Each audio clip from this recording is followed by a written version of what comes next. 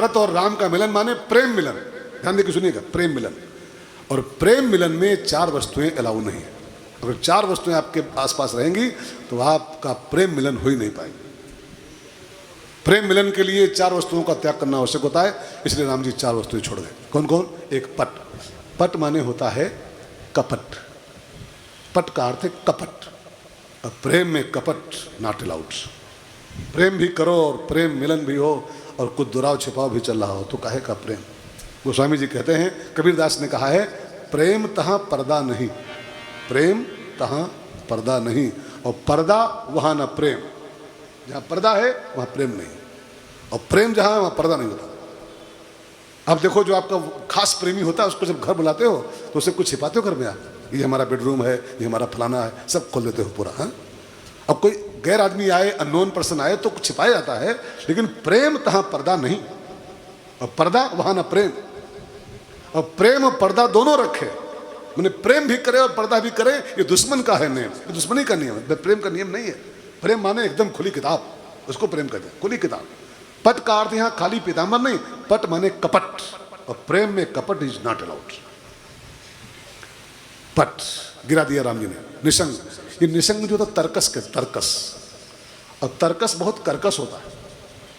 तर्कस जो होता है ना, आप देखे होंगे, बड़ा बहुत कर्कश चीज का नाम है।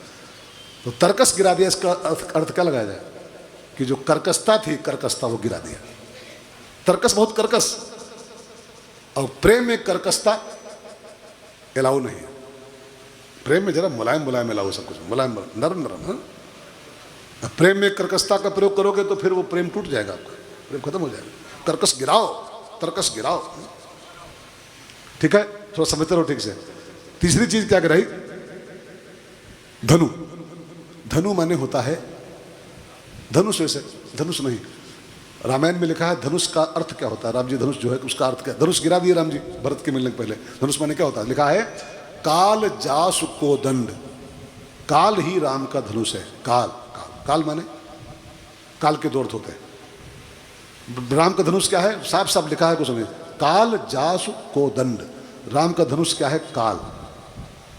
काल माने, काल के 2 अर्थ। काल माने मौत भी होता है, और काल माने समय भी होता है, समय। और प्रेम में अगर समय देखा गया, घड़ी देख के प्रेम होता है क्या? घड़ी देख के प्रेम होता है कि हम 5 से 6 प्रेम, घड़ी देख के कथा हो सकती है, घड़ी देख के प्रेम नहीं होता है। प्रेम तो टाइमलेस होता है।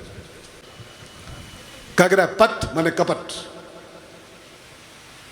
पट, निसंग माने कर्कशता, धनु माने समय, और तीरा माने क्या होता है? तीर। तीर माने होता है, तीर का अर्थ ये तीर नहीं, वो बाण। मानस में सब लिखा हुआ है, रामायण की पोथी में। संयम नियम शिली मुख नाना, लंका कांड का चौपाई है, संयम नियम ही तीर है। संयम नियम, और प्रेम में संयम नियम भी अलाउ नहीं, अलाउ नहीं। संयम नियम का जीवन होना चाहिए, लेकिन प्रेम में संयम और प्रेम में नियम नॉट अलाउड। प्रेम सारे नियमों से परे होता है, प्रेम सारे संयम से परे होता है। वहाँ संयम नियम का भी कोई काम नहीं होता है। तो राम जी चूंकि अब प्रेम से मिलने जा रहे हैं भरत जी से, सो राम जी पट, निसंग, धनु, तीरा, ये चारों गिरा दिए, और तब राम जी भरत जी के पास पहुँचे, अपनी बाहों में उसको उठा लिया है। और बाहों में जब भर लिया तो लिखा है ना, बिसरे सबहि अपान। जब भरत और राम का जो मिलन हुआ ना चित्रकूट धरती पर, सब अपने को भूल गए कि हम क्या हैं, कौन हैं, कहाँ से आए हैं।